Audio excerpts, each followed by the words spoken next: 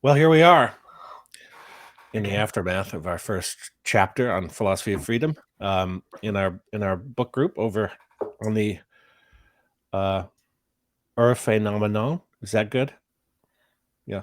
Getting No. better. This is a You'll be fluent in German in 20 years. language lesson 101. So we've decided to tackle this from an experiential, I would say, approach, and I mean that on every level. Because part of my answer to the first question is something like that. So um, um, I think Angus intuited a very good line of questioning, and that leads off with, since we've all, Jonathan, Angus, myself, and some of the other folks in the reading group that we're referring to here, have involved long and involved relationship with the philosophy of freedom. Angus and myself go back 30 years. We trace it to, I was in my very, well, I won't say because I don't want to say old I am. I'm just kidding. Uh, but why we reread it is probably part of what informs this question, or helps form the question. And I want to pose it to Angus because it was his question, and I think it's going to best experientially unravel what it is that this book means and can mean to a first time, second time, third time reader, and why one might read it in a group also to get multiple perspectives, because there's so much to notice in the what I call the epistophenomenology that is the structure of this book. There's nothing quite like it. There's a lot of great cognitive science out there, a lot of wonderful thinkers in relationship to, and very capable thinkers in relationship to psychology and spiritual ontologies and these sorts of things. But every time I read it, there's something new, and there's more than something new. That's almost trivial to say. Um, so I think it's a valuable question, maybe even informing going forward how I might read this book the next time, to know, Angus, what are some of the things that if you knew then when you first read it, what would you be looking for in the book, or how would you approach this book? Let's take that question first. It's if I talk about the spirit of the question, what's going on here, I am very excited about this group coming together with people keen to learn. When I met the philosophy of freedom, I had no idea what I was even reading. In actual fact, just to give us like a mini story there, I was reading a lot of New Age literature and had convinced myself that there might be some merit to the idea of Atlantis, that there might be something there, but there wasn't much on the ground. And I happened to mention this idea to somebody, and they said, "Oh, you might want to try reading Steiner." This person was studying eurythmy, my wife's cousin, actually. And so that was the first time. I was 23 years old, possibly at that stage. So when she told me about that, I went and looked up. I went to the bookshop, and so I saw, oh yeah, Steiner had written something about Atlantis. Oh, that was quite interesting. And I thought, when I returned to England, because I was actually in Sweden at the time then as well, I thought, I'll go to the university library and see if they've got anything. And I think they had 2 books. It certainly wasn't many more, I can tell you that. And one of the books on the shelf was The Philosophy of Freedom. And I read that and I thought that was a struggle. It was interesting, but I didn't. There were a few interesting thoughts, which I'll go more into details in the conversation here. That struck me as quite profound. And actually, I will mention them because I do think they are important, and they already crop up in the beginning of the book. The first one, which I found so like deeply fascinating, and first time I'd heard it in my life, was this idea that anything you can say about anything presupposes thinking. And already in that sentence, you've got the sense that here we have an absolute foundation. And this is one of those like sentences that I could remember a year after reading the book. Thinking is the basis for everything, for an understanding of the world. I'm not saying that's the only thing in life, but for an understanding.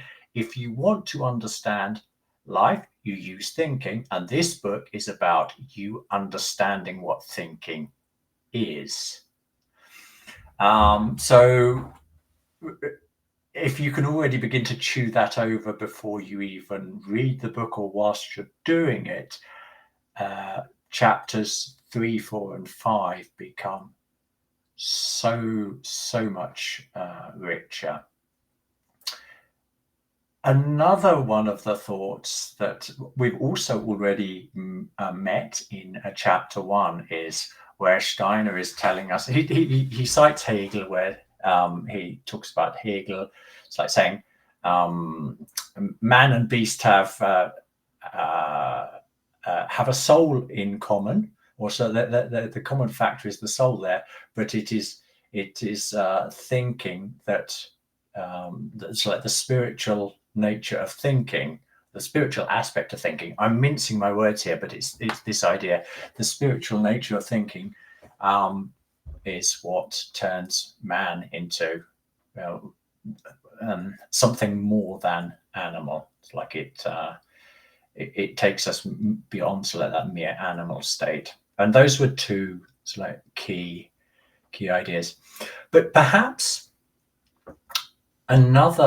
perhaps one of the things that's like really did surprise me when I started returning back to this after several rereads was there's a guy called Walter Johannes Stein. I think that was his name. Very close associate with Steiner when Steiner was still alive. And he asked him the question, Mr. Steiner, he said this all in German, of course, what will remain of anthroposophy in 1,000 years? And Steiner answered, only the philosophy of freedom. And there are lots of things hiding behind that very simple answer that Steiner is giving. And the essential, what is of such importance to me, and I think to any serious reader of this, is the idea that Steiner, in the philosophy of freedom, was saying, he was laying out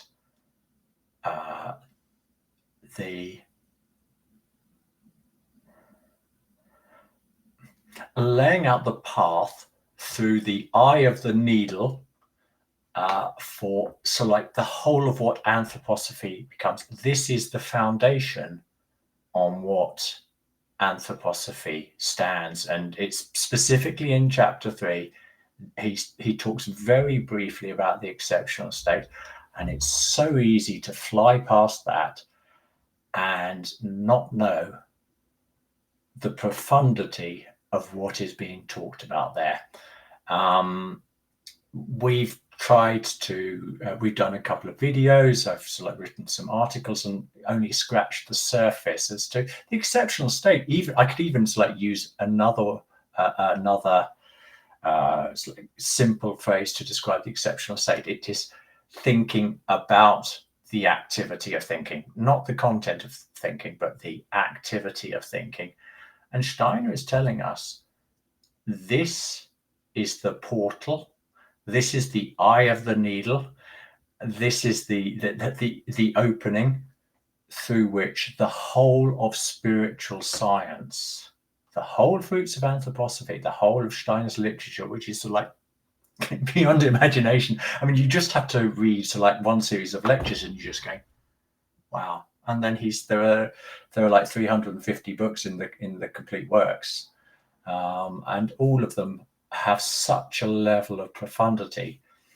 And being able to link, it's like the whole fruit of anthroposophy to this exceptional state that he mentions very briefly in chapter 3, I think, is if somebody had been like advising me 30 years ago, Angus, pay attention to this, and who knows if I'd have like got it quicker. I think I would have dedicated more time to trying to deepen the region of the soul that Steiner refers to in the Riddles of Philosophy, and also in the preface to this book, that we aren't dealing with what's accessible to ordinary consciousness here. This is really man is growing beyond himself in this state. We are becoming consciously aware spiritual beings the more we can enter into that state. So I'd love it if somebody had been able to have talked to me about the profundity of what was going on there. So that was 30 years ago. I want to put the question back to you, but I'm just going to round off because this might also happen to people. So I read The Philosophy of Freedom. I thought that was interesting, way above my station, left me with a few interesting ideas. And then I made the mistake of reading the other book in the library, Plymouth University, where I studied, was how do angels work in the astral body? And I read that. It's just one conference. I thought, I honestly said to myself, I don't think I'm ever going to read Steiner again, because I just it was a complete world of, I've got no idea what he's talking about. I thought I understood him when he was talking philosophy, and now I know I don't understand him at all. So if you also perhaps, if you have a brush with Steiner where you just go, this man's mental, or he doesn't say anything to me, that might change in the future as well. That might be something else I wish somebody had told me, because it was perhaps the rest of that story will come out, but destiny had something else in store for me. So Steiner entered into a big way, a big forceful way, 5 months after me saying that to myself. But that's another story. What about you, Jeff? When did you first have your encounter with the TPF? How did it come about, and what do you wish people had, or if you'd had a conversation with somebody that knew a lot more about it, what do you wish he or she had advised you?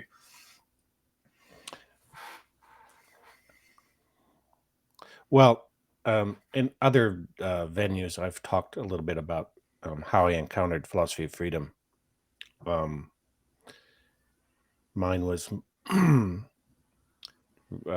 more through philosophy itself and the limits I found in philosophy. Though I never considered myself a philosopher, and neither do I think philosophy needs to be as formalized as it is. And so I was just always interested in going to the source. So I wanted original thinkers. So I was reading Nietzsche, and Nietzsche's clearly an original thinker in the Western canon, say. And that led me to other sources, right? So I read other sources. So I read some Plato and some Aristotle, and noticed that there are Aristotelians and Platonists, and so I didn't read the Aristotelians and Platonists right away. Sometimes, it's helpful to go back to, say, Plotinus, for example, that sort of thing. But Steiner's a source, and I didn't know what sort of source he was. And if somebody would have warned me of the tour de force that he is in the Western canon, then I would have contextualized it within that framework. That really comes out in the Riddles of Philosophy, because he in a way places himself there just by virtue of the power of the work. Um, um, I would read every sentence carefully.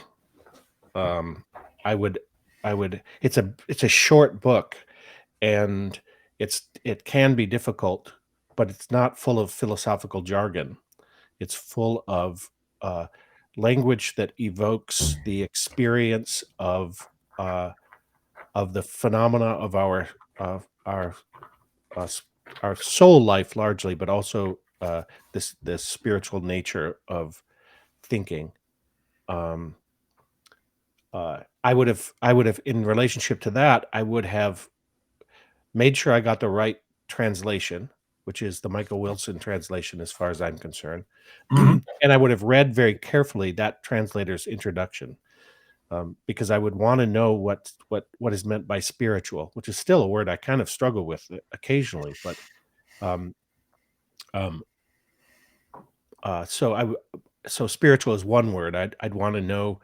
Um, uh, I think by the time I was a little older, so I was about 30 years old when I read it, and so I I was already over the jargon of psychology at that time. I thought psychology was a sort of infection in our culture that needed to be it had caused more harm than good in some respects.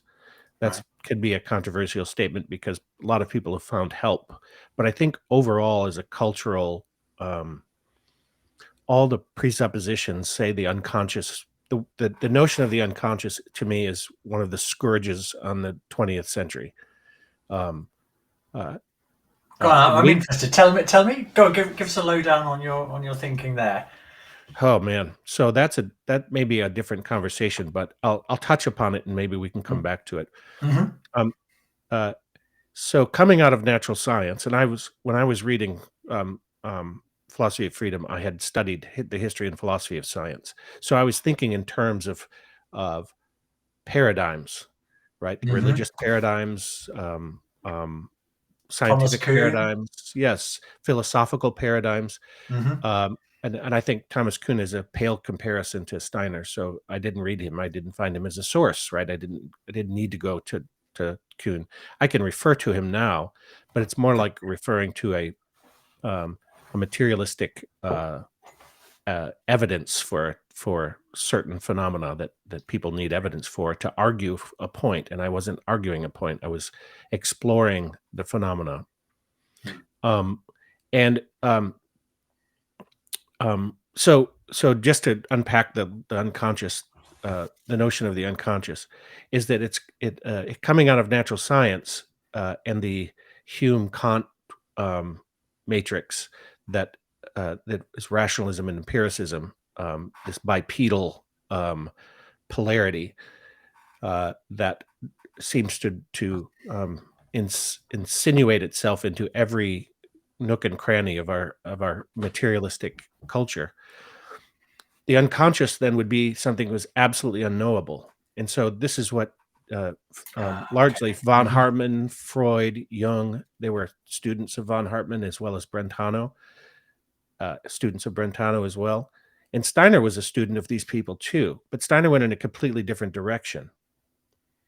So, uh, so, so what the unconscious, that which is completely inaccessible but drives our behaviors, Yeah. is that is a recipe for disaster. If freedom is real, then the unconscious is an abstract belief system. Essentially, it's just replacing another belief system with another, replacing one belief system with another belief system, and not really dealing with what it takes to responsibly come to terms with your own soul life, your own behaviors, your own right. And so it sets up a sort of therapy cycle that needs to be sort of like medicine. Like you I remember being encouraged to do therapy. Like everybody should do therapy. Basically, it was the mantra of the '80s. and even probably before that, but that's when I was forming these ideas. And all I saw was the ways in which people who truly understood that the unconscious is an abstraction could manipulate other people because they couldn't come into touch with their own desires, because those desires were in this sort of Blakean under beast under the sea kind of thing that just rises up and that you can have no control over, and you have no uh, um, if your feeling life means anything at all, it's merely subjective. And then there's the whole spiritualism side of that, which goes into um, what amounts to a mysticism or a philosophy of feeling, that I can only know what I feel, right? And I can't know your perspective, or I can't know anybody else's perspective. I can't even know my own damn perspective, frankly. And so that's the way in which I see this work. In the first chapter, he dispels, essentially, when he takes on von Hartmann. Now, he doesn't completely dispel it, because this work is a dispelling of the notion of the unconscious and establishing what Georg Kuhlevin calls the supra-conscious. And that's the exceptional state you're talking about. But it's not just my consciousness. The super-consciousness has its own ontological complex realm, out of which we lawfully are self-determining, say. And there's no self-determination in the unconscious. And I'm Can I sorry if ask a people believe question? in the unconscious, but it is a belief. It's an abstract belief. Now that you've unpacked this is an essential part of conversation.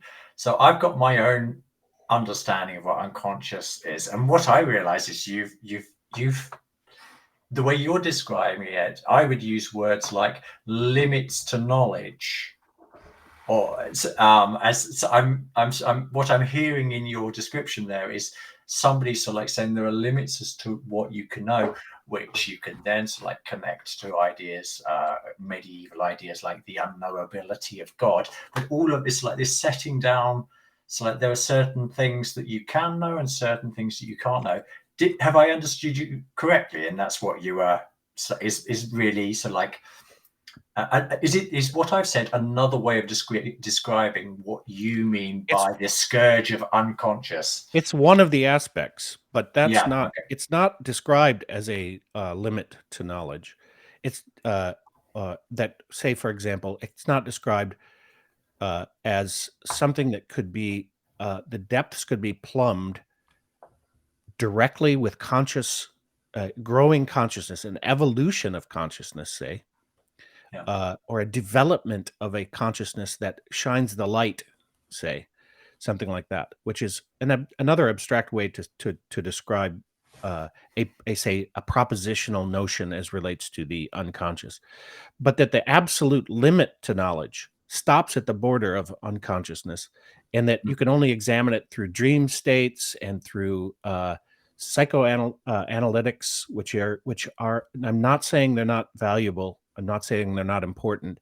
I'm not saying that they haven't helped people. But what would they look like if the unconscious were actually not an unconscious, but a super consciousness that was a higher form of consciousness, not some self-loathing uh, um, tangle of bad intentions and desires and unreconciled will impulses that'll never could be reconciled, but you can do the best you can just to sort of normalize. And that's what psychology has done. It's basically just, it's either moved into psychiatry and used medication, the pharmaceutical approach, to dampen down all of these things that are a threat to yourself and other people, so-called, and cutting the thread for the possibility of free will, Yeah. or they've been just normalizing, just get along in society, right? This is like, just find an equilibrium, and balance is what we're looking for. Well, balance is important, but balance without purpose is devolution, because nothing stays the same. Nothing stays in balance, right? There's a higher synthesis that's possible through thinking, and thinking is eliminated as the primary source of what it is to be a human being, and it's given over what that primary source is given over to this nefarious, nebulous unconscious that's really just a belief that it exists. So, do I think that there's something which is unconscious? Yes. When I go to sleep, I'm unconscious at some point. In some points, I'm somewhere in a liminal space. Uh, um, uh, but what am I? What is the phenomenological experience of being in a dreamless sleep? Well, um, well, as we touched upon with intuition, on our last conversation about what intuition is, that would be a supraconscious state, actually. That would be crossing a threshold to something um, that is what we would call thinking in our normal day, I would suggest, but not the thinking that's transfixed with the complex and complicated uh, sensory world that we have in front of us. There was a comment on the first video we did on Matt's channel. There's a guy called Lost.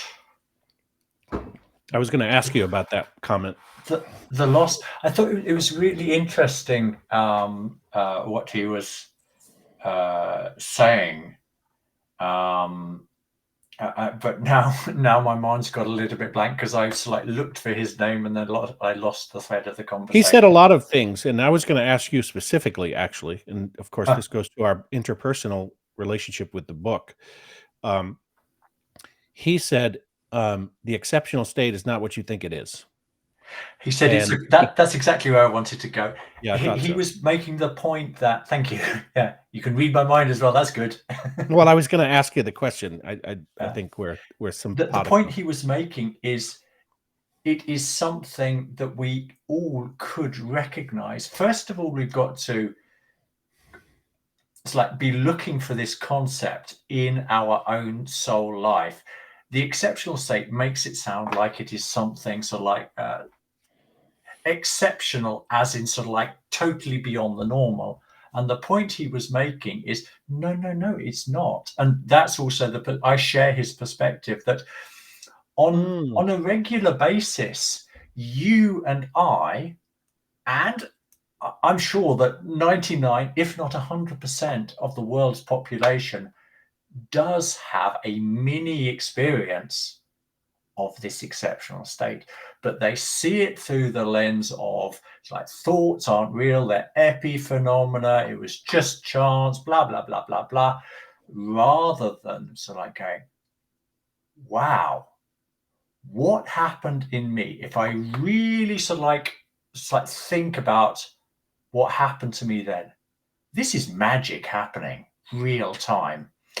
And the more often I'm able to recognize that happening in me, the more it becomes a real, not a theoretical, but a real aspect of my soul.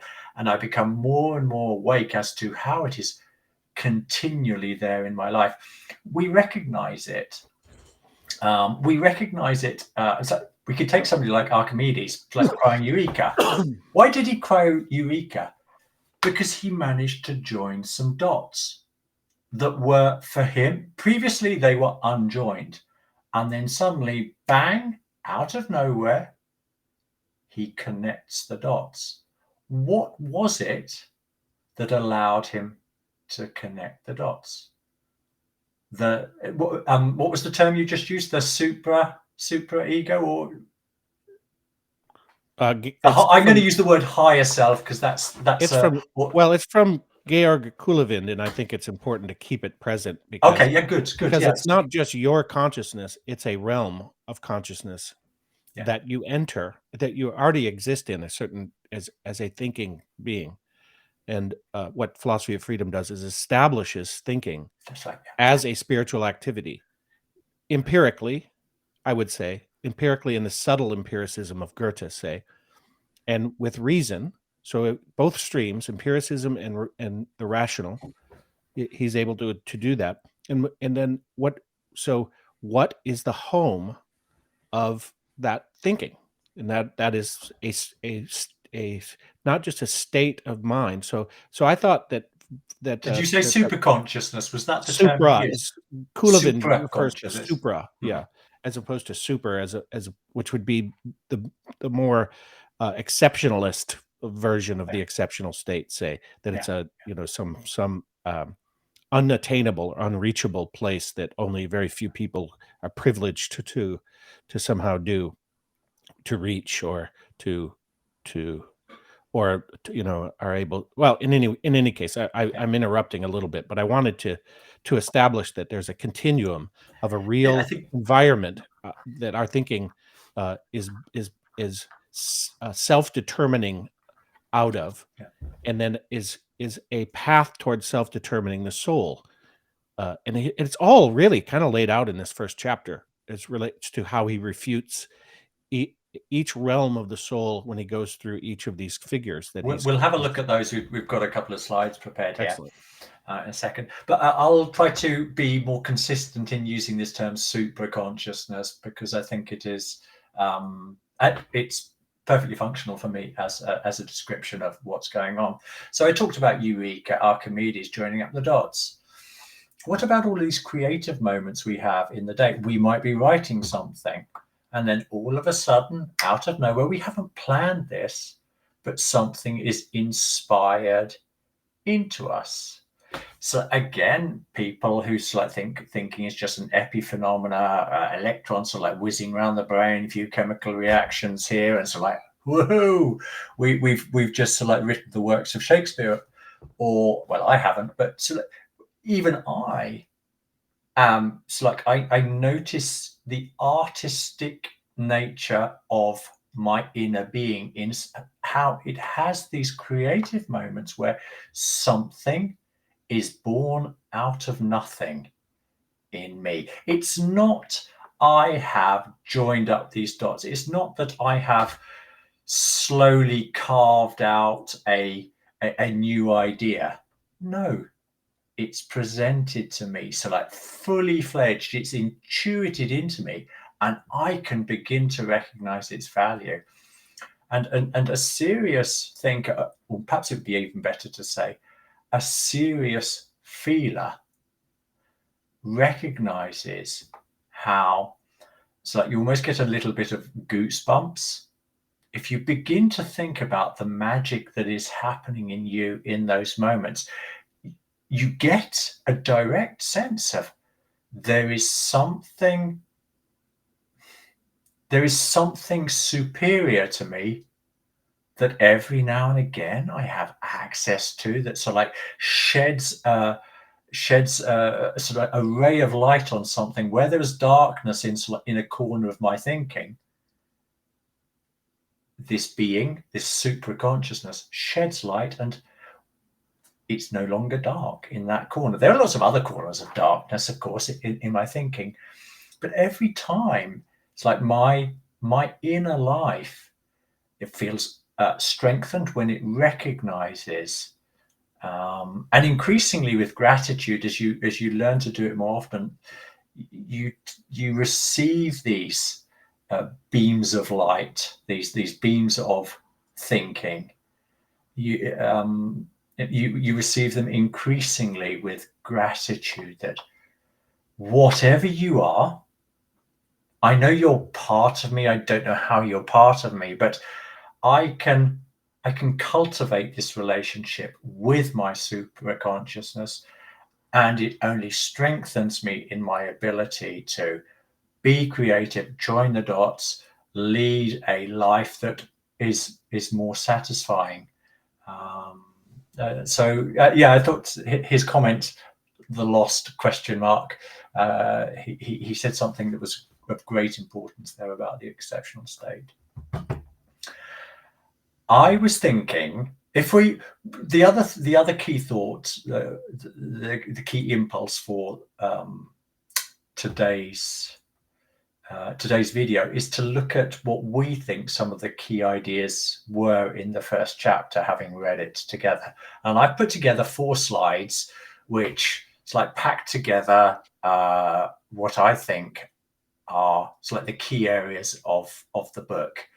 And I thought we could just look at the slides together. I'll tell you It's like why I chose those images. I think it'll be very obvious to you, but it's useful to explain to the audience, and then we can say so like how our thinking has grown. And Jonathan made a really good contribution. Hopefully, he'll come a little bit later regarding the first slide that we're going to look at, which I know made an impression on you. So let's look at the first slide. We are here. Hold on, sorry. So Spinoza. We're introduced to Spinoza, and Steiner is really looking at him as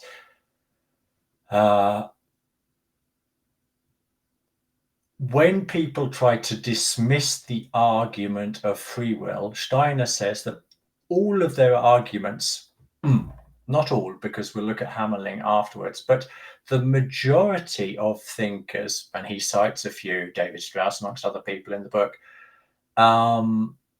they all use this same basic argument that we are driven by forces, but we think we're actually doing something we want to. And instead of using Spinoza's stone that's been thrown, I've got like this American footballer here, he's going to throw a ball, and it's as if the ball's sort of like, after it's been thrown, it's sort of like it wakens to life, and so it says, oh, I'm flying through the air because I want to fly through the air, without any realization that he's actually been thrown by the footballer. And Spinoza says, it'd be nice if Stuart was in on this conversation because he might be able to deepen it. But Spinoza says that we human beings, we've been thrown into reality by God, and we don't know all the impulses and the driving forces behind that. Therefore, we are unfree. And Steiner will go on to question that. We'll come to that a little bit later. What was some of your key thinking around the Spinoza part of the first chapter? Well, I read it differently this time, and then Jonathan brought in something that then led me to a different conclusion. First of all, it's painfully obvious that a stone doesn't think. And so it doesn't have any right. But it's not just the argument. So the argument is, but it's laid bare. So in a way, it's like, okay, well, that's ridiculous. And then we get into maybe a little bit of the more complex driving sort of impulses or that sort of thing. I think we're premature in using the term driving force because he defines it in a very powerful way later. But that there's instincts and these sorts of things, and that they're determining, but that God is free, and God is free by necessity. Because so I'd like to unpack this notion, because I thought Jacob brought up in our book group brought up this idea of two kinds of free will. A free will the Greeks would have talked about with their consciousness, which really had to do with in riddles of philosophy, the unity of their soul with their environment, not yet an independent soul. Well, now then the soul has evolved into an independent entity that can be worked with. Then free will has a whole different notion, because we've evolved. And I would argue that we've evolved physiologically too, as in some ways demands free will in a certain respect, because of the way in which we've hardened, say, through time as a species. In any case, the idea that God, out of its own necessity, her own necessity, is self-determining, and he uses the term, Spinoza, cognizes everything. So this is omniscience, right? Mhm. In a certain respect. Well, that's us. So what I took from this, and inspired by Jonathan, is that not that we're omniscient, but we are omniscient about ourselves potentially, Mhm. because we, as relates to who we are in essence, we are self-determining out of the say the necessity of freedom to self-determine. So we are omniscient in relationship to our own frame. Say, it's just that what Spinoza has done here is what Steiner says somewhere else, which is mistaken his angel for God, right? So the higher self Mhm. for for God, and projected God out in a sort of uh, pre-shadowing of a psychological phenomena um, um, that we know today to be the case, that we do project. Um, and projecting is a successful process if it's transparent to you, which then also speaks to the necessity of what it is to be human in our very nature, uh, uh, which is to be free and self-determining. Yeah. That's what I took out of that. I'm But I'd going to never add. got that before. Okay, I'm going to add the religious dimension to this. There is John. I think it's 10:34, but I'm not 100% sure. It doesn't. It's not so matter. But basically, in the Gospel of John, Christ says, "Is it not written that ye are gods?" So this is in Christian doctrine. You've got Christ telling us, we are gods. And you won't find any priest telling you are God, but Christ is. If you've got the ears to hear it, that is what Christ is telling us. So obviously, we're not gods at the moment that can create universes. That's painfully obvious.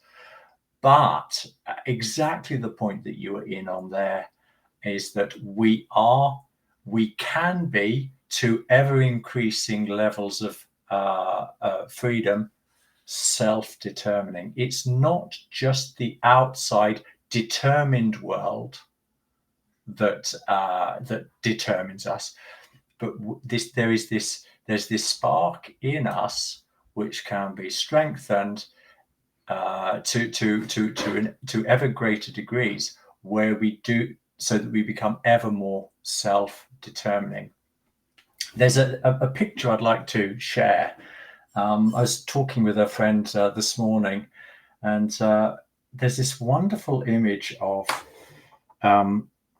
if you look at the word pater, father, in Italian, the word is pietra, sorry, and stone. Peter the rock. These are all connected. So Pater is the creator of everything. It's like, and the deterministic universe, or the determined universe that science describes accurately to us, all of these laws that sort of like say this causes this, and you've got a chain of cause effect running throughout eternity. This image of something was set in motion is true for the mineral, plant, and animal kingdom. But into this universe that's created, he injects drops of freedom. Souls that are capable of receiving the sun into them. So this capacity to recognize oneself as a self-determining, or a being acting out of free necessity, as Spinoza would describe it, to ever greater degrees. And I do this image of there's a deterministic in a universe, or a determined universe, and then that you when you begin to if you begin to read the Bible through that interpretation of, like, there's this impulse to freedom that's being given to humanity, this spiritual impulse, that's what's going on there. And then my own thinking and feelings like connects that strongly with the central impulse of this book, The Philosophy of Freedom. It really is about trying to connect us with the spiritual worlds which are helping us to grow towards ever greater degrees of freedom, if we're prepared to take the challenge.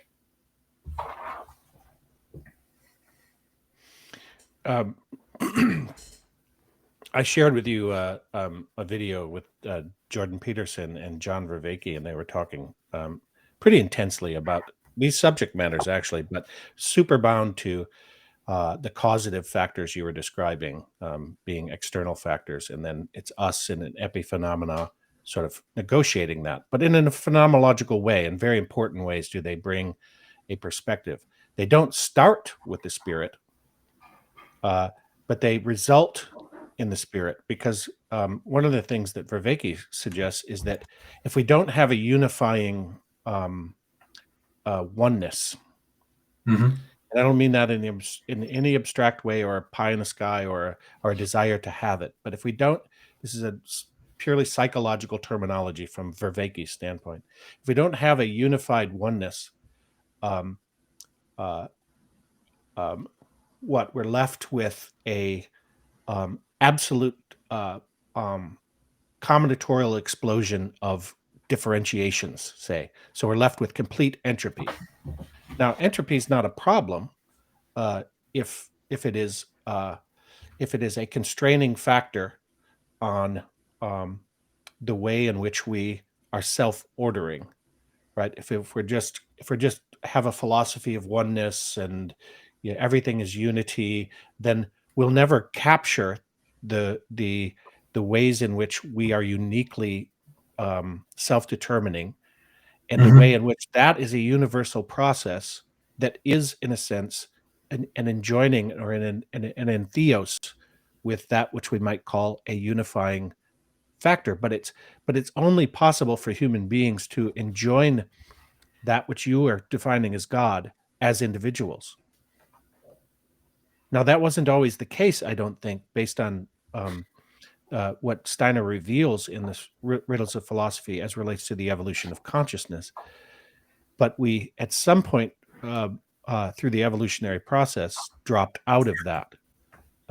And the biblical stories are important to point to that. Yet we're in a sense we've left that behind, even the biblical stories, and Yeah. we're finding a new spiritual relationship across a threshold, already across a threshold of what it is to be an individual, isolated, and then transcend that isolation to find that which is universal within us. And projecting onto a God is just as, I would say, damaging as projecting onto an unconscious. There are two versions of the same. It's just that the unconscious became the omnipotent and omniscient God, abstract from what it is to be a human being, I would suggest.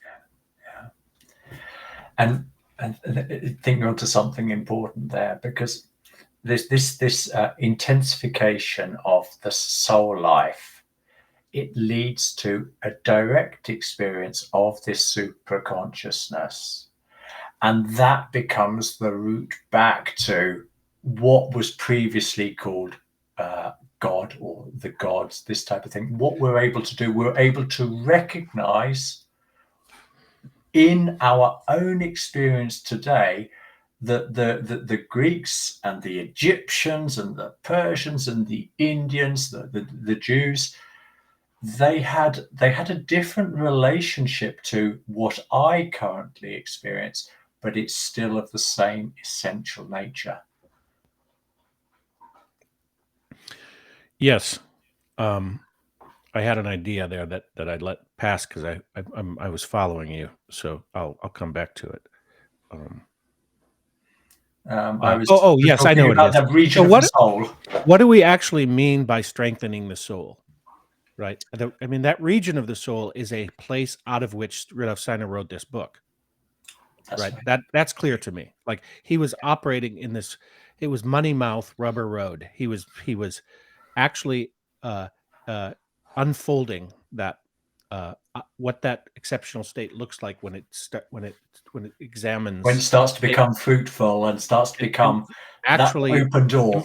actually embodied in a way you could say, uh, Okay. as is appropriate for this time, not for the Yeah. future or the past, but as is appropriate for this time as a say. Well, let's just leave it at that. Um, so, what is it to strengthen the soul? And this chapter is a through its refutations of the various realms of life, uh, falsely, I would say, with false conclusions at each point.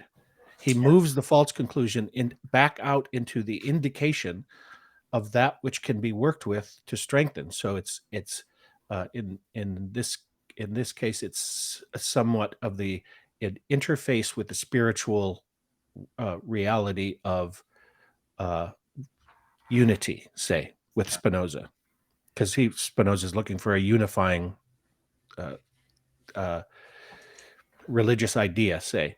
Then he moves into the other realms: feeling, desire, prejudice, characterological predispositions based on nurture, say. These are terms that we would use today. If we were rewriting it, we might punch that stuff in there. The 20th century brought us all sorts of psychological terms and Yeah. cognitive science terms, which can be useful, but also can be gotten lost in. And so, if I were going to say to somebody about this book, uh, um, get rid of your prejudices and listen to the phenomena of the soul as you are reading it, your own soul life, and where in which and what is arising for you experientially, because it's an experience laden book at all of these levels. So in the preface, he describes that there are these realms of life, as I alluded to before, and these realms of life are uh, each have their own reality, and they need to be dealt with. But we have to deal with them each clearly and without models and mediated descriptions, so that we can engage them and so transform them. That's what, to me, the uh, strengthening of the soul means. It means that we're spiritualizing the soul, as he describes Hegel. You mentioned what makes a human being. Um, Animals have souls. What makes a human being a human being? Uh, you said a man, not an animal, but no, that's not actually what he says. What he says is that it is thinking that turns the soul into That's right. Yeah. spirit, which is a different gesture than arising out of an animal state, or transcending the animal state, or that sort of thing. Let me just The read it. So animalic is only one part of the soul, is what I want to say. Yeah. let's just read it. Thinking turns the soul, with which beasts too are gifted, into spirit. Yeah. And whilst you were talking, I know this is a topic that's dear to both of our hearts, and so I think leads us into these two guys, so von Hartmann and Ray, who also gets mentioned in later on in the chapter, is thinking has real agency. Hartmann, the guy on the left, it's like in his phenomenology of the unconsciousness. I can hear you already sort of like going to that title. What he's doing is he's saying that's like these unconscious thoughts, this unconscious life that we have within us, affects us. It affects our will. That's what he's talking about. I wanted to take the conversations like linked to that is another thing that I wish I'd heard 30 years ago, coming back to that question, is thoughts are real. And this is such a difficult, they are real, and there's none of this epiphenomena going on, and the more you live with that idea that they have agency, the more the easier it becomes to take them seriously, or to take the thought life seriously, because it's not, because it's a real force in your inner life that has a direct impact on your life. And I think that there is a connection there between Hartman and Ray. It's just that Steiner points out that no, we can't accept everything these two are saying. They are just representatives for him of the same idea that Spinoza is talking about. Is that's like we are guided by unknowable causes that's like that predate us, and that therefore we cannot be free because it's not our own necessity, our own free determining nature that allows us to do the things that we want to do. No, we've been pre-programmed. Is the idea that these two guys will say, and we can't know that programming. Yeah. The thing with Spinoza is he remains an inspiration for anybody who's willing to engage Spinoza. And I guess maybe von Hartman could be an inspiration too, but the damage that von Hartman's notion of the unconscious largely coming from him and his students. And I don't think I'm wrong about that. I think that both Freud and Jung were students of von Hartman, or at least under the what Steiner says in Riddles of Philosophy, under the influence. And they also were there when Brentano let go of his phenomenological project. And it's clear, this is what I would want to say to a student looking at philosophy of freedom for the first time, it's phenomenological. So I mean, it's not the phenomenology as relates to the conventional terms phenomenology is usually brought to bear with, but it's actually a phenomenology of the soul and spirit life. And so what fruit is born there, I guess I touched upon on the notion of the unconscious. And then also with this Ray, you notice Nietzsche's in this picture. That's right, yeah. Where does this come from, and what does it say?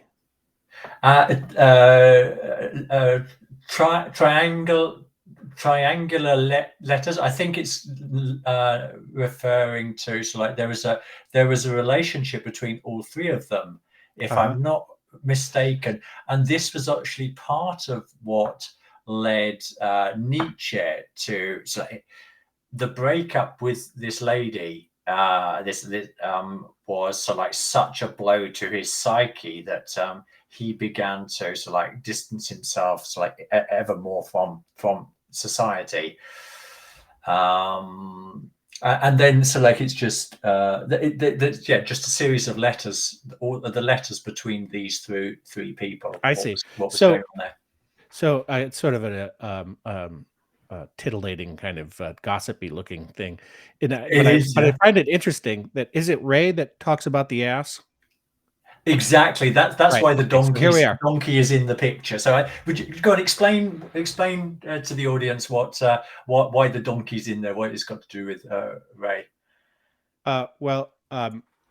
Basically that Ray's comparison as relates to why there's not freedom, as he uses the donkey, or the ass is what the actual translation is.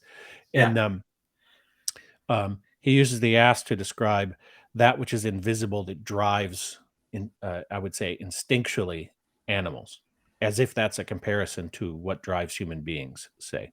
That's why I was making that distinction between the soul and the animal. There is that which is animalic in the soul, but the soul isn't just animalic. That is a picture of the unconscious that it Yeah. is. So, and that comes from the idea that that you can compare, and Steiner goes into this a little bit, and animal behaviorism isn't unhelpful, but when you hang your evolutionary hat on um, animal biology as the determining factors as relates to being a human being, then you're just one step from the religion of the unconscious, right? So there's the connection for me. But what's interesting is I believe, um, I don't believe Steiner called Nietzsche the fighter for freedom, or a martyr for freedom, Mm-hmm. right? And so uh, uh, he was Nietzsche was a poetic champion of the free spirit, and here he is in this sordid triangular relationship uh, with these what with these folks. Let's just say it, not too judgmental, but Yeah. I think I find it interesting that there's Nietzsche. Nietzsche's not mentioned once in the philosophy of freedom, but uh, certainly Nietzsche was one of the inspirations for the philosophy of freedom. Sorry. I'm going to give a little, because that's Ray, the donkey. We can't know what's going on in the donkey's mind. Hartman is making the same, but a slightly more refined, or he gives a slightly more refined description of like why he thinks we cannot be free, and he says that basically we have these likes and these dislikes. It's like in our soul, and they. So something happens to us that comes from the outside, which we then turn into in our inner life. It gets turned into a motive to do something, and it's like in a more long term, from a more long term perspective, actually gives us drive to continue moving through with that, with our will in that direction. And so we can, Steiner will actually use this example later, a lot later in the book. So I decided to introduce it here when we get to the second half of the book. So we, according to Hartman, we go on walks because of unconscious desires, and we don't think about it. But this is, even that is it's not true, because we have mental concepts. We create ideas about the activity of walking. For some people it might be agreeable, other people it might be agreeable, and those people that's put together mental images of being agreeable, being good for your health. It's in this particular photo, it's also an opportunity to be and walk together with somebody. Already there, you're beginning to understand that I know why I'm going out for a walk. It's good for me. I've got company, and I enjoy the fresh air, type of thing. And the arguments that these are very simple arguments that Steiner makes, but they are, and because they are so simple, it's very easy to follow through how Steiner, he's jamming the door open a little bit, or he's opening it a little bit and saying, look, already in your life, you know that what Hartman is saying is baloney. He might be right on a lot of things. There might be a lot of areas of our soul life where we are completely oblivious to why we do some things, but not 100%. And this is also the magic of the philosophy of freedom. Again, he's saying, he's inviting us, examine your soul life, and you'll realize I'm not saying anything crazy here. You can call me crazy about anthroposophy in that area if you feel so inclined. But if you look at your own soul life honestly, you have to reject Hartman and Ray, because we do know why we do some things. And in this part of the chapter, he talks about the baby crying for milk and the drunkard who regrets saying what he had said. And I think his use of very simple examples is extraordinarily illuminating once you begin to internalize what he's saying and say, okay, let me examine my soul life. When do I know why I do things? To what extent do I know why I do things? And when am I walking around completely in the dark? Yeah, I think that's an important factor right there. Like, what can you notice the difference? Which is a Yeah. big thing here. Like, is a good exercise while reading this is to see how you toggle, Yeah. right, between zombie and free spirit, say. Yeah. And this phrase came to me because I've been thinking about the way in which in our book group we sort of got ahead of ourselves a little bit as relates to things that he's claiming, because he's not claiming. So I look at Ray and I say, don't put the ass in front of the cart, right? Because you don't want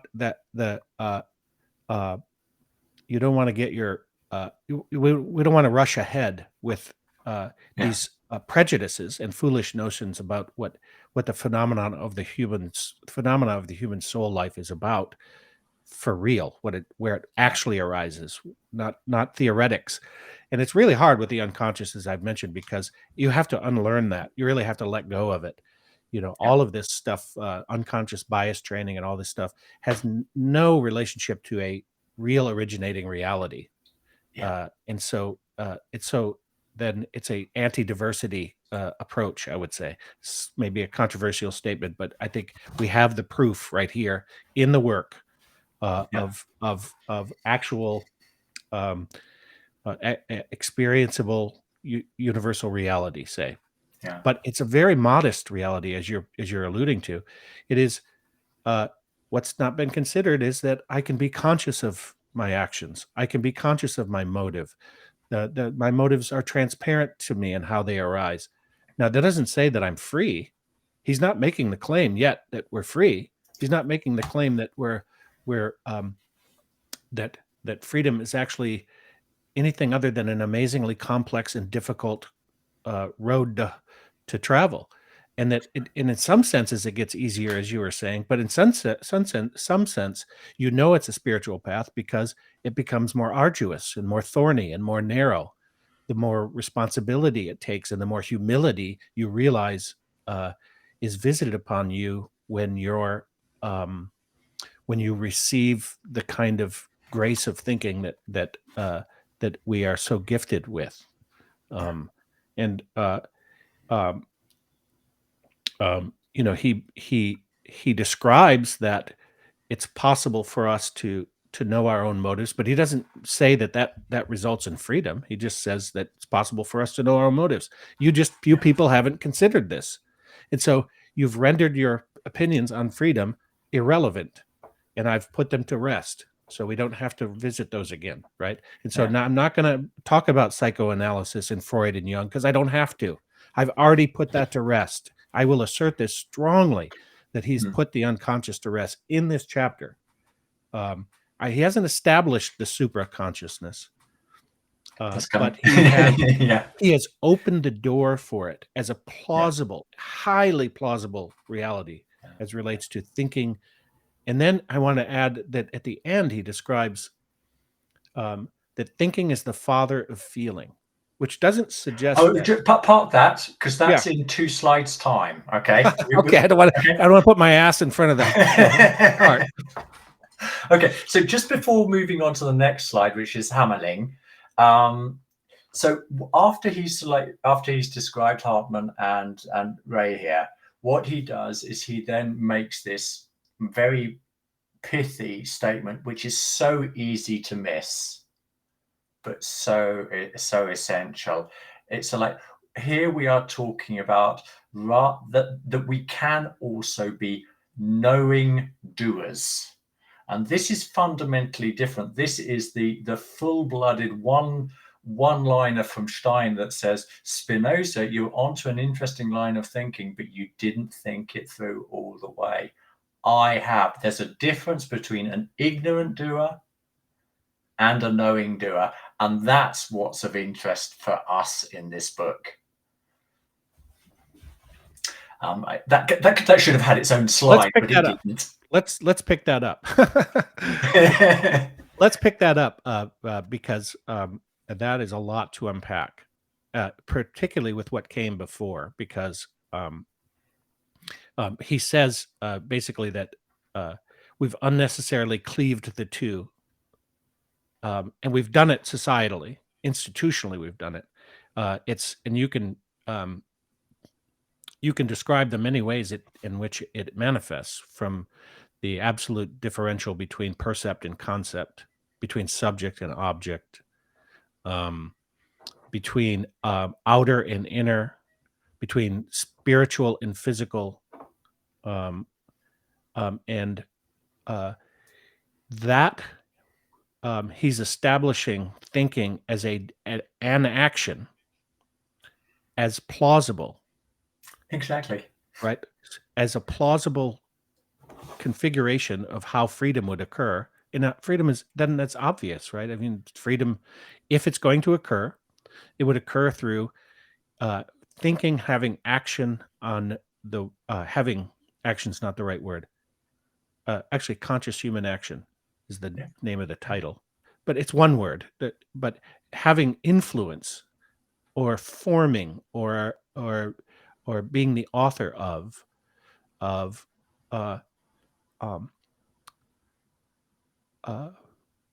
real forms created in real world. Yeah.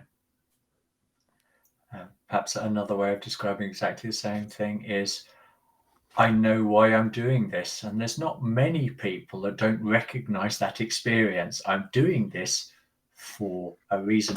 There might be other subtler reasons that I'm not fully conscious of, but I could be if I applied more thinking to it. Yes, and not only do I know why I'm doing something, but the thinking itself creates that relationship, which is an action in the world, which a doing in the world.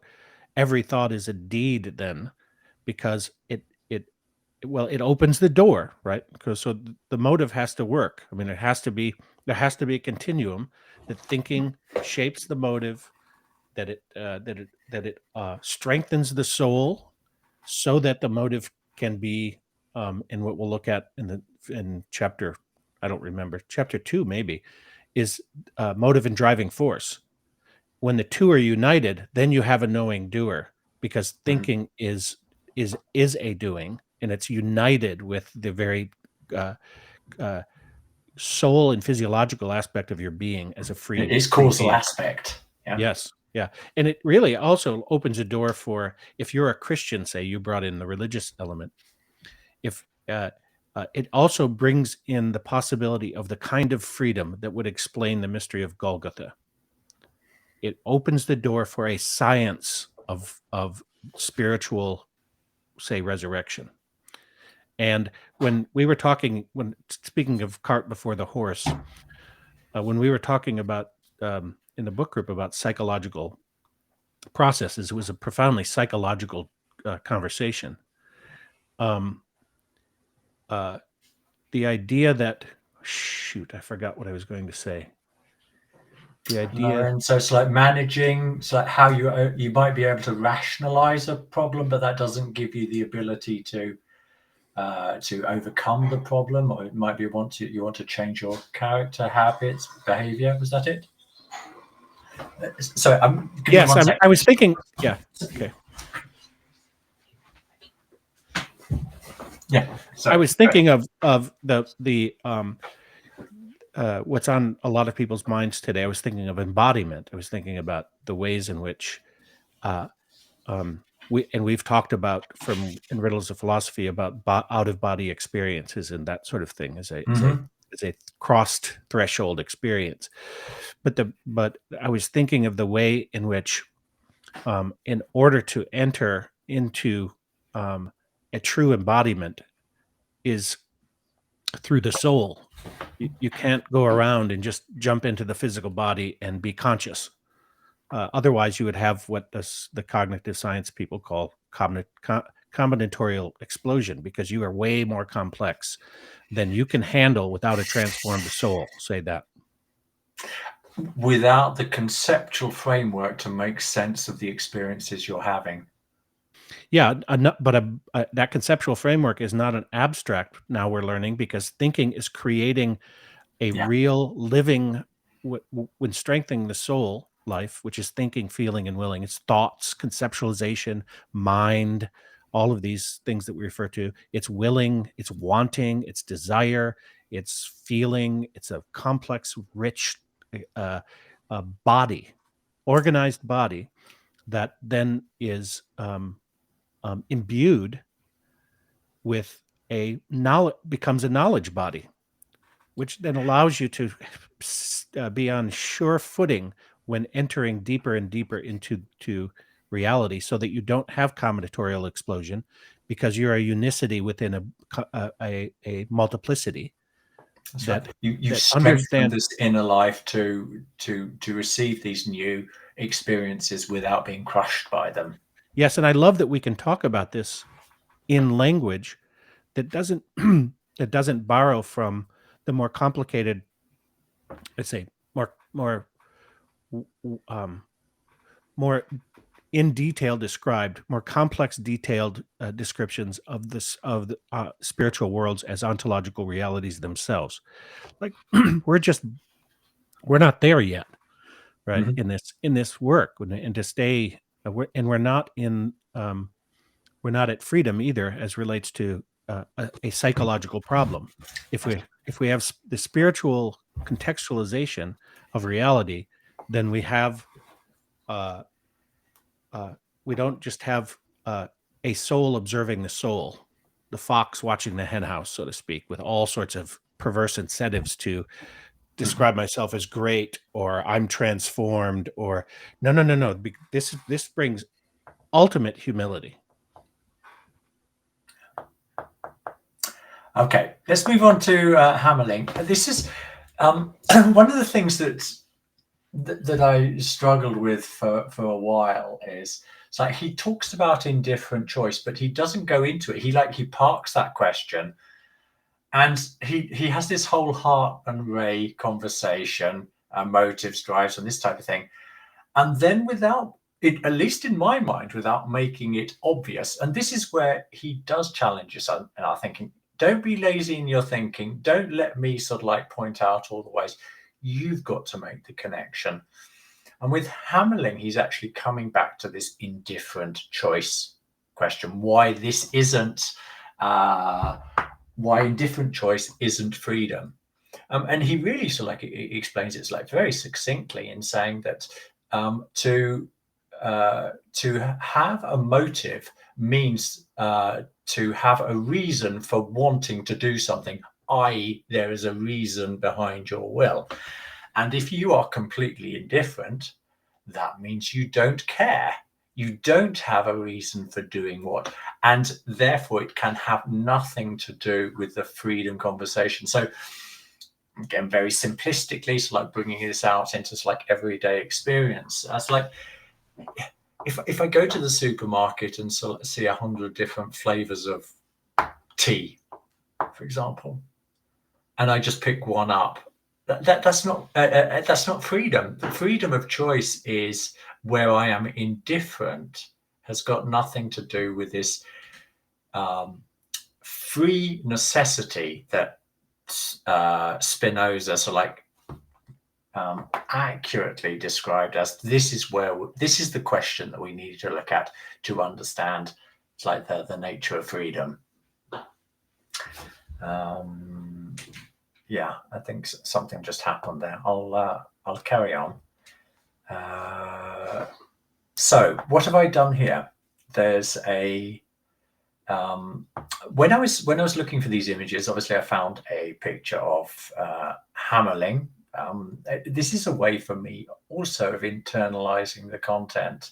When I see a face before my mind, before my mind's eye, it helps me to remember what's the key thought that he's trying to communicate. And it is exactly this, that a motive without a reason has nothing to do with will, free will, and wanting to do something.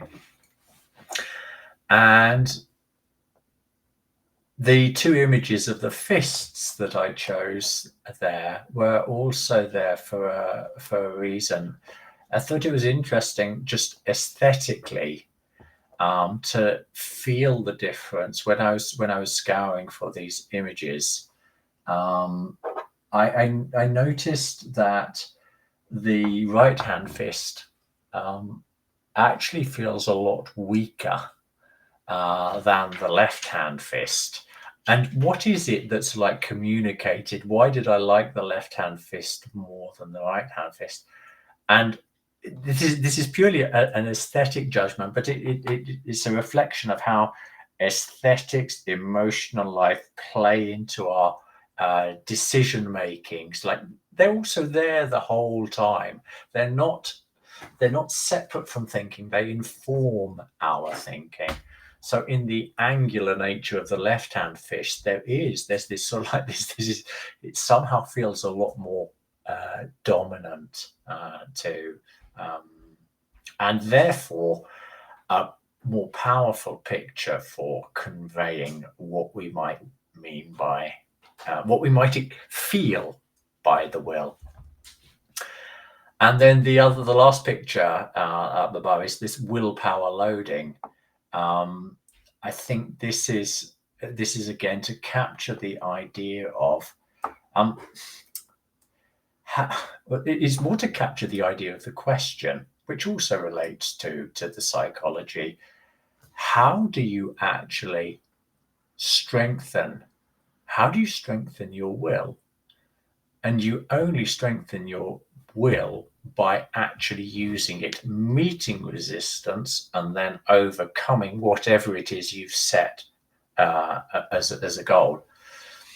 And if you apply that specifically to meditation as the path for a deepening of the inner soul life, that quite simply means that's like, I recognize today that I can only hold my attention for a certain amount of time before I drift off into an unwanted train of thought. But I'm going to keep practicing until I'm able to achieve the goal that I've set. Let's say first it was 30 seconds and then it's a minute. Okay, so it's like continually using the will to push the boundaries forward as to how free am I. And we certainly can't deny that we are limited in our will. I mean, that's painfully obvious.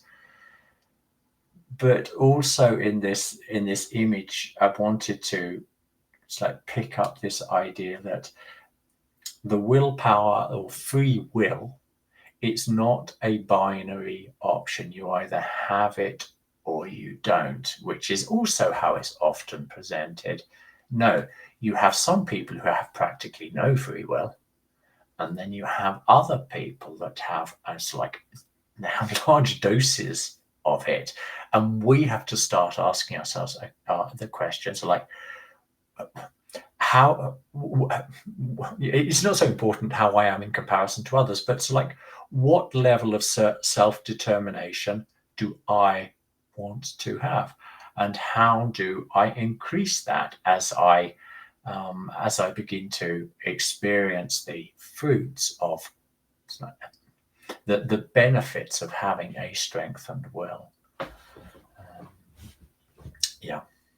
I love that you brought this so distilled into the concept of will here. It makes me wonder, going back, if we might find the other elements of the soul specifically dealt with. But nonetheless, this idea of strengthening the will, I guess Hammerling's kind of presenting a sort of a flaccid picture of the will, like it can't be worked with somehow, or that. Actually, Steiner praises him. Let me just read what Steiner says before he introduces his passage, because I do think it's interesting. He says that in his Atomistics of the Will, the poet-philosopher Hammerling expresses this idea incisively. So basically, that's code for saying Hammerling hit the nail on the head with a hammer on, so like, indifferent choice is a complete non-starter as a way of measuring, as a way of dismissing the possibility or how we might have free will. So the critics of indifferent choice, they're absolutely right. Yes, I'm sorry. I actually misrepresented Hammerling on that one. It is Hammerling's conclusion that Steiner dispenses with at the end, while picking Hammerling's clearest argument for there not being free will, essentially, right? And so, this is again going back to Michael Wilson, his brilliant translation introduction, the translator's introduction, when he differentiates between wanting and willing. Mm-hmm. And clearly desire is part of the will, right? What are the elements of the will? And if you look at what the will does, as opposed to this blank will to power, or it could be synonymous with the unconscious. Mm-hmm. In Schopenhauer, it's the world will, which is the iron necessity, basically, of nature as a unity that's driving us. He breaks even that, Steiner, that bondage, that the concept of this blind or flattened reality of the will. So the will is made up of all sorts of things that represent the Reason physiology, and for feeling, example, reason and emotional response to the metabolism thoughts that I'm having. and metabolism and desire. And it's at desire that also the materialists fix us into a animalistic or basic physiological fixedness. But it's at desire that we want what it is that we determine as our motive, right? So it's value. So it's the origins of value, and it's in the nature of the human frame to value this or that. To hierarchically organize our world based on what's most important. And so what are we working with here? He opens up a mystery that it's not a Buddhist or I think I know some Buddhists who work with desire in order to transform it. So I don't mean to poo-poo that. I'm just making an overgeneralization for the purpose that is meaningful here, which is to say that it's not a denial of desire. It's not that desire causes suffering.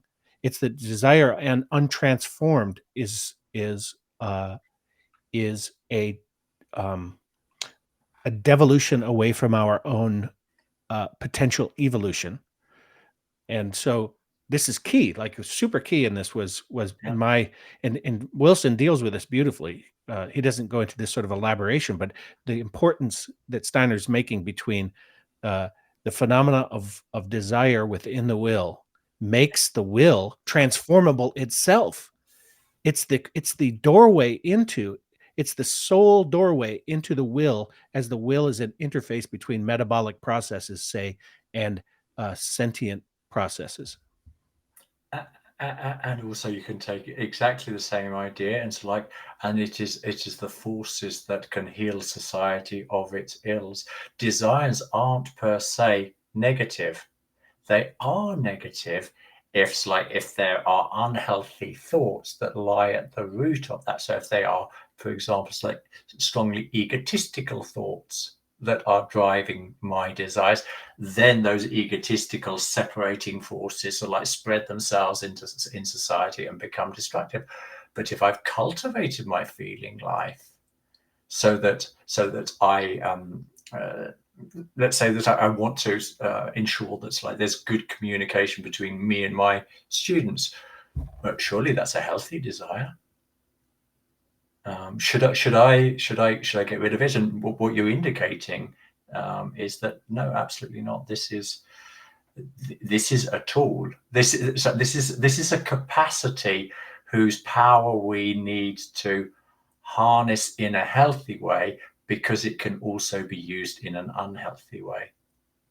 Yeah, it's either healing or or destructive. Damaging. We're either on a path of healing, the and that could be psychologically. And so now we have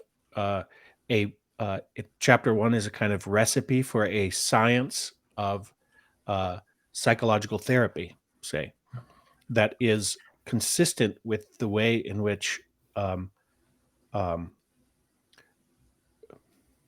spiritual reality manifests in soul and physical realities, not the other way around. Okay, let's move to the slide that you wanted to talk about 15, 20 minutes ago. Hegel, which is like wrapping up the chapter. So what was, if you think about the last bit when we're talking about Hegel, Steiner talks about what the relationship between thinking and love.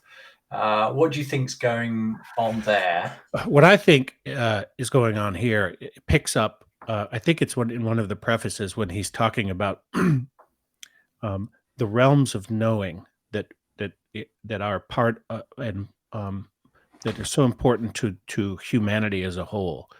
There's religious knowing, which has a certain. He makes a very good description. I won't go into now of each of these.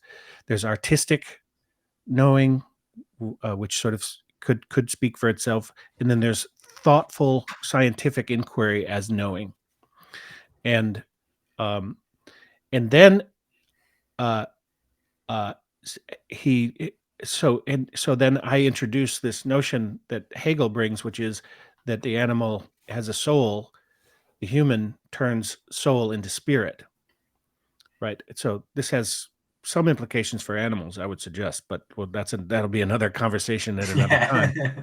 Um, so having said that, then he goes into this beautiful poetic description of, some say that love is blind, but basically I say that love opens up because of an imagination you have of the other that is so true to who they are, to their essence, that you can't help but love them.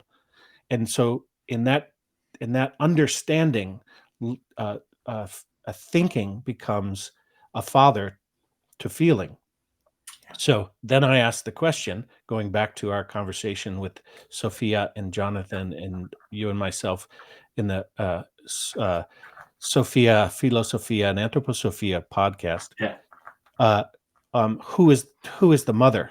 If thinking is the father, the Spinozian father, I would suggest.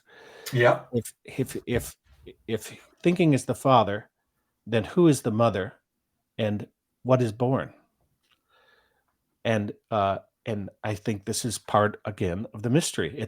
And so what he's doing here, going back to my first point, is he's using thinking to lay the foundation for real scientific phenomenological approach to existence, all that meets us, right, both every day and in science, as he mentions in the preface.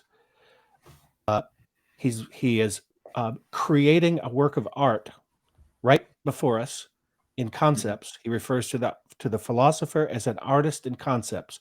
Any philosopher worth reading is an artist in concepts, and he's providing for a spiritual a spiritual imagery that incorporates the creative and scientific process. That is a real religio in John Vervaeke's terms, not as John Vervaeke argues it, I would suggest, but as he intimates, and importantly. But that's what I took from this. I like the way you're expressing it, because it, in a way, it's like comes back to the question that we started, or it's like the assumption in the first question: why are we still reading this book 30 years later? Why do we look at a piece of art 30 years later? Because it continues to feed our soul. These we might not be always able to rationally explain why we do something, but our feeling life will respond. It's informing us that there is something of value here, and if you keep going back, it's a strengthening activity where I think this is so fascinating. I remember being young, so this is connected to the point, but I need a little bit of a forward. I remember being young, so like being very averse to the idea of seeing a film the second time or reading a book the second time. But this is one of the things that has certainly changed in me. I know other people who could say watch the same films like 10 times. I couldn't, because it didn't. It obviously didn't feed me with anything. I'm going to guess, this is my 9th, 10th reading of Philosophy of Freedom. Perhaps it's even more. But in no way do I become tired of it. The more I enter into conversation, I mean, this conversation that we're having here is drawing out aspects that have been lying latent, waiting to be discovered, and it's a beautiful process to be part of. And this is also something we've talked about, the importance of groups here doing these type of activities together.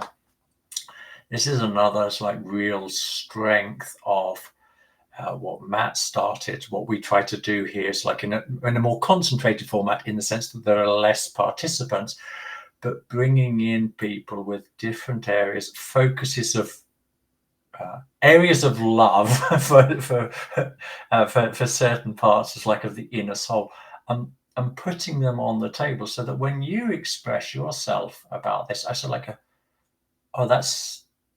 that adds something to my vision of what's going on in the book. And when we are 3-4 people, we mutually strengthen each other in diving deeper into this huge artistic work. And what's so curious about that is, I know I've heard many people tell me, I tried to read the Philosophy of Freedom, and after chapter 1 or chapter 2, I gave up.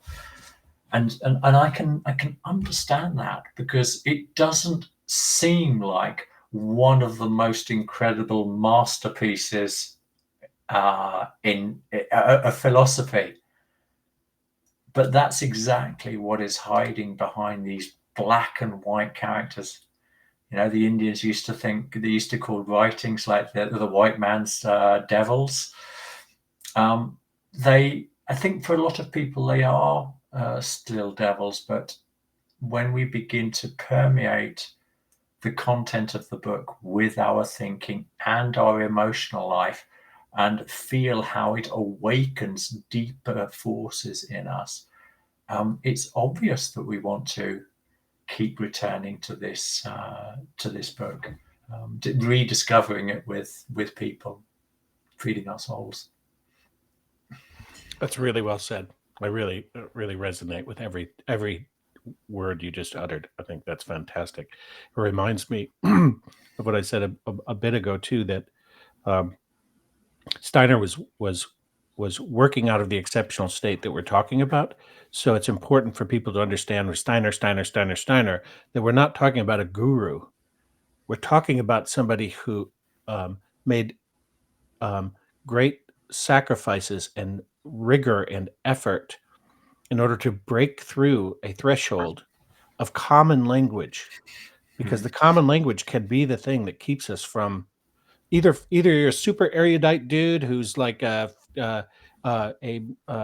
doctor in philosophy, and you're like, this doesn't meet the test of what real philosophy is, or you're somebody who's sort of been moved toward a sort of anti-intellectual approach to life and have sort of thrown that baby out with the bathwater, and it's just like it's so wordy and so in the head, but it's in the whole body. And the fact that the language is not uh, jargon borrowed from psychology or involved in sort of ideology as relates to psychology or the other sciences. It allows for a unifying of those scientific projects, because it can it transcends, say, what do they say, it is a um it transcends epistemological silos, and actually creates the connective tissue between all the kinds of sciences one can do. So the seeds of every scientific endeavor I've found uh, is right here. The seeds of the arts, say. So you have the seeds of music and the composition here. You have education. You have the art of human development. Like, this is a developmental process, right?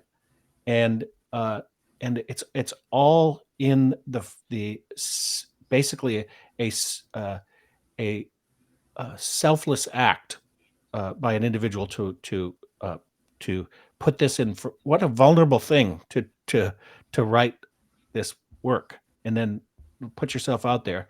What a risk, right? Like, will this stand the test of time? Yeah, yeah, yeah, absolutely. Yeah. Jeff, thanks. Great, really great conversation. I think Jonathan might be a little bit jealous of us. So we'll have to make sure he can come along next time. Yes, But, I mean, Jonathan, thank you for the inspiration on Spinoza was incredible, and Angus, that you're bringing in the 6 basic exercises in that group was just the right time for that, as relates to strengthening the soul and strengthening the will. So, thank you. I appreciate every moment of this time we've been spending together, and look forward to the next one. okay. I'll press end. Okay.